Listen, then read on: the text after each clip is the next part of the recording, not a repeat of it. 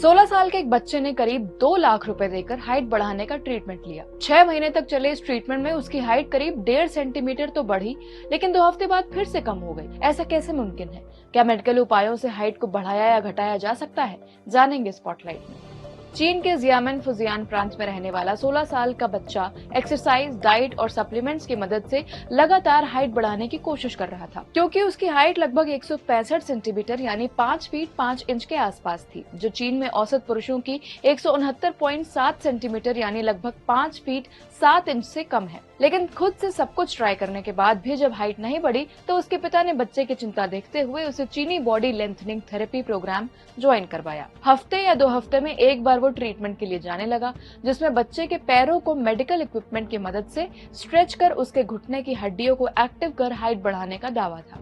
समझते हैं इसके पीछे का साइन। दरअसल पैर में 2 हड्डियां फीमर यानी थाई बोन और टीबिया यानी शिन बोन होती है, जिसके बीच मौजूद घुटने में ग्रोथ प्लेट्स होती हैं, जो बचपन में या किशोरावस्था में हड्डी की लंबाई के लिए जिम्मेदार होती हैं। इस एरिया को एक्टिव कर हाइट बढ़ाना सिर्फ तब तक संभव है जब तक ग्रोथ प्लेट्स ओपन हो, जो लड़कियों में 14 से 16 साल और लड़कों में 16 से 18 साल की उम्र तक ही ओपन रहती हैं। इनके बंद हो जाने के बाद प्राकृतिक तौर पर शरीर की हाइट बढ़ना बंद हो जाती है। हालांकि कुछ थेरेपी या स्टिमुलेशन टेक्निक की मदद से इस ग्रोथ प्लेट की एक्टिविटी को फिर से चालू करने का दावा किया जाता है।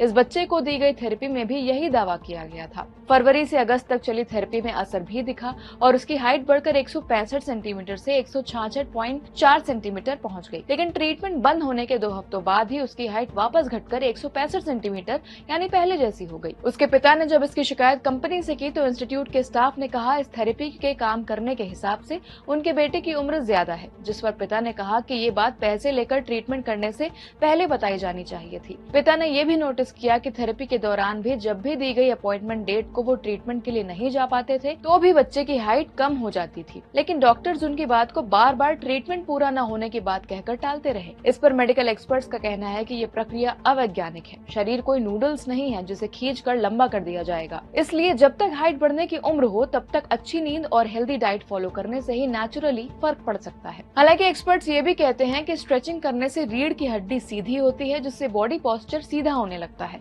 जो आमतौर पर रिलैक्स की स्थिति में झुक जाता है।